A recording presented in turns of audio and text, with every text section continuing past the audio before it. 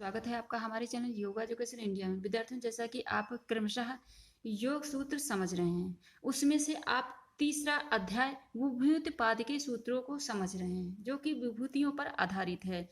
तो चलिए उसी क्रम में आप इस वीडियो में 3.23 से लेकर 3.27 तक के सूत्रों को समझ सकेंगे। चलिए समझते हैं। सबसे पहले 3.23 मैत्री आदिषु ब्लानि। मैत्री आदिषु ब्लानि। चलिए इन शब्दों का अर्थ समझें। मैत्री मतलब मित्रता, आदिषु प्राप्त होना, ब्लानि बल। एक लाइन में इसका अर्थ समझें।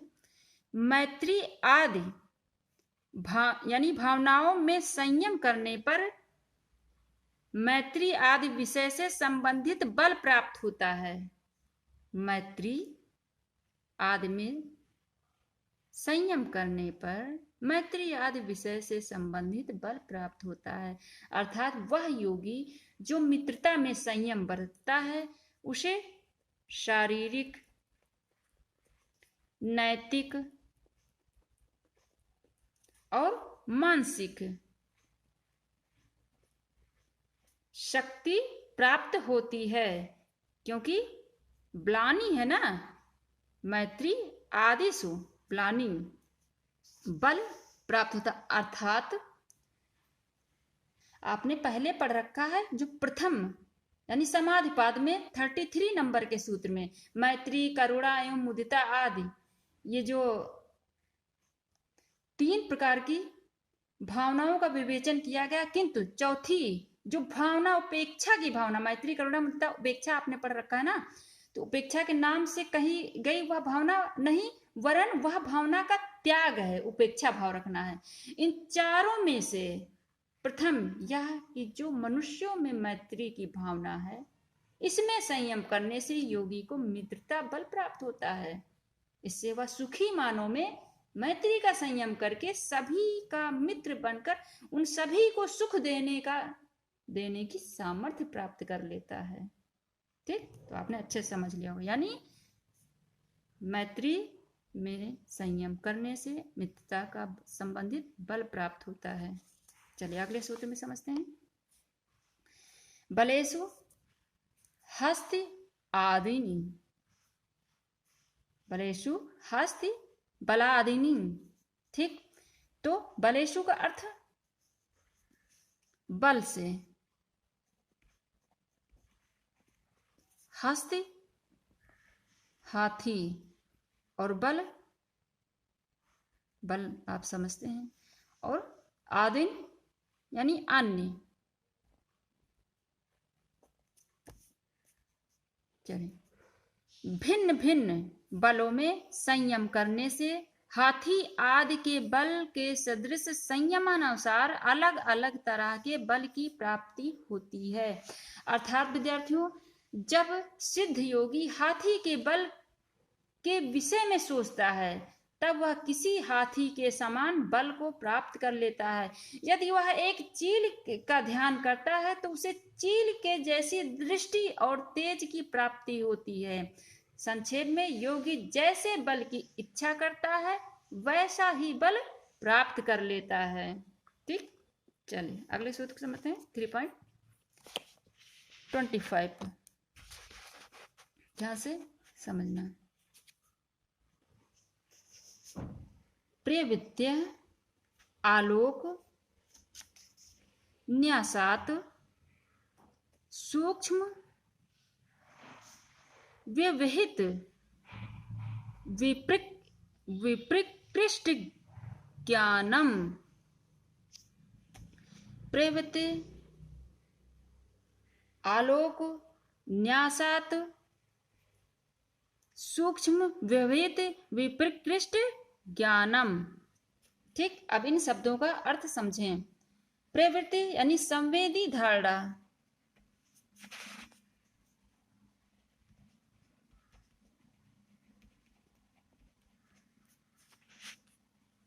और आलोक यानी प्रकाश। न्यासात यानी प्रत्यक्ष, सूक्ष्म संवेदी, व्यवहित छिपा, विप्रकृष्ट यानी दूर, और ज्ञानम यानी ज्ञान, विप्रकृष्टा ज्ञानम। चलिए अगले इन शब्दों का फिर अर्थ एक लाइन पहले समझते हैं, तो उसके बाद मैं आपको अच्छे समझाती हूँ। देखो, ज्योतिषमती, आलोक ना, प्रकाश, ज्योतिषमती प्रवृत्ति का प्रकाश डालने से, ध्यान समझना, सूक्ष्म व्यवधान युक्त एवं दूर देश में अवस्थित वस्तुओं पदार्थों का ज्ञान प्राप्त हो जाता है। प्रवृत्ति आलोक न्यासात सूक्ष्म व्यवहित विप्रकृष्टा ज्ञानम, यानी ज्योतिषमती प्रवृत्ति का प्रकाश डालने से सूक्ष्म व्यवधान अवरोधक जो होते हैं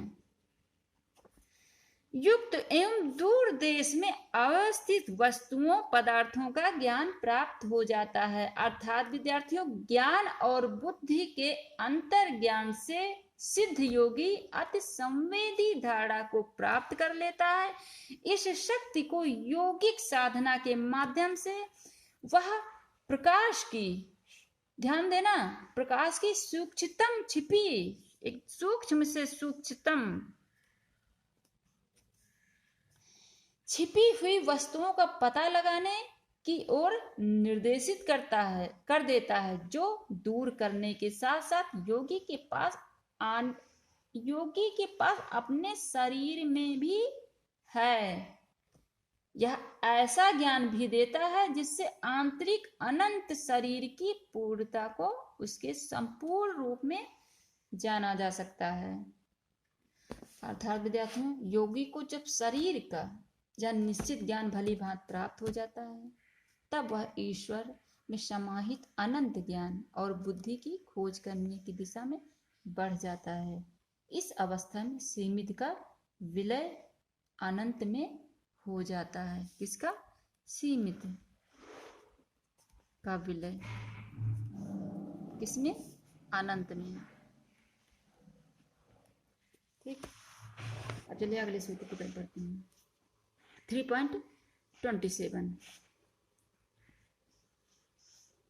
ये आपके लिए तो बहुत आसान है। भुवन ज्ञानम सूर्य संयमात, भुवन ज्ञानम यानी संसार का ज्ञान, और सूर्य पर संयमात एक हो जाने से,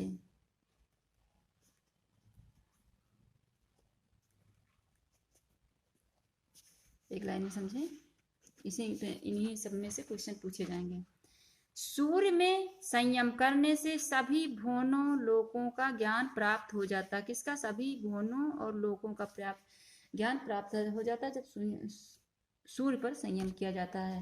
अर्थात सिद्ध योगी सूर्य के प्रति एकाग्रचित होकर स्थूल ब्रह्मांडीय संसार के ज्ञान की प्राप्ति कर लेता है। इसका स्थूल ब्रह्मांडीय, ठीक, संसार का के ज्ञान की प्राप्ति कर लेता है। और थोड़ा इसमें समझ लें विद्यार्थियों, सर्वत्र निरंतर अपने प्रकाश से प्रकाशित होने एवं प्रकाश प्राण तत्व प्रदान करने वाले सूर्य में जो योगी अपनी साधना द्वारा संयम कर लेता है, उस योगी को समस्त 14 भुवन, कितने? 14 भुवन का ज्ञान प्राप्त हो जाता है। पुराणों में 14 भुवनों का उल्लेख आप सभी ने पढ़ा होगा पहले ही। और ये 14 भुवन पृथ्वी एवं उससे ऊपर के 6 लोक इस प्रकार हैं। देखो, भू भुवः, भू भुवः, स्वः, माह जनः जनः तपः एवं सत्य लोग, तपः एवं सत्य लोग। ठीक है, ये हो गए पृथ्वी के ऊपर के। ठीक, अब पृथ्वी के नीचे के 7 लोग कहाँ पर, यहाँ पर लिख देती हूँ। देखो, अतल और वितल, सुतल, रसातल, तलातल और महातल और पाताल। तो ये 14 भुवन हो गए हैं। ठीक, तो आपने इसको अच्छे से समझ लिया और ये भुवन याद कर लेना। उपनिषद और बहुत जगह जो है आपसे पूछे जा सकते हैं। अब चलिए 3.27 नंबर के सूत्र को समझते हैं। चंद्रे तारा व्यूह ज्ञानम, चंद्रे यानी चांद पर, तारा तारे पर, और व्यूह क्रमिक व्यवस्था,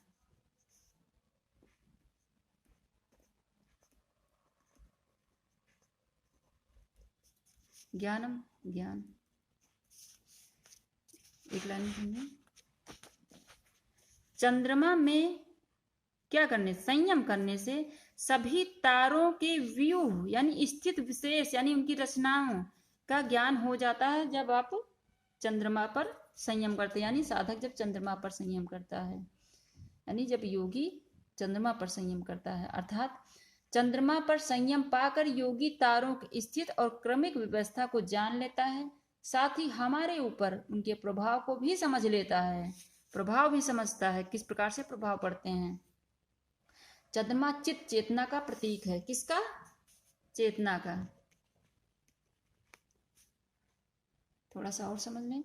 जब योगी साधक दीर्घ काल से नियमित अभ्यास पूर्वक चंद्रमा में संयम कर लेता है, तब उसे कौन सा तारा किस स्थिति में विशेष में किस स्थल में अव्यवस्थित है तथा नक्षत्रों के व्यूह एवं विशिष्ट सन्निवेश आदि की क्या स्थिति है, इसका यथावत सम्यक रूपेण ज्ञान उसको हो जाता है। तो आशा करते हैं आपने बहुत अच्छे से समझ लिया होगा।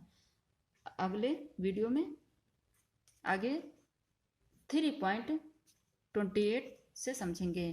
तो इसमें कितने सूत्र को आपने समझा? चंद्र तारा व्यू ज्ञानम, भुवन ज्ञानम, सूर्य संयमात, प्रवृत्ति लोक न्यासात, सूक्ष्म विवहित विप्रकृष्टा ज्ञानम, बलेषु हस्ति बल आदिनी और मैत्री आदिषु ब्लानी। तो अगर चैनल पर नए हैं तो चैनल को सब्सक्राइब करना, बेल आइकन जरूर प्रेस करना ताकि मैं जैसे वीडियो अपलोड करूँ आपको तुरंत नोटिफिकेशन प्राप्त हो सके। और फीडबैक अवश्य देना और स्वयं देखना, दूसरे बच्चों को जरूर शेयर करना। धन्यवाद विद्यार्थी।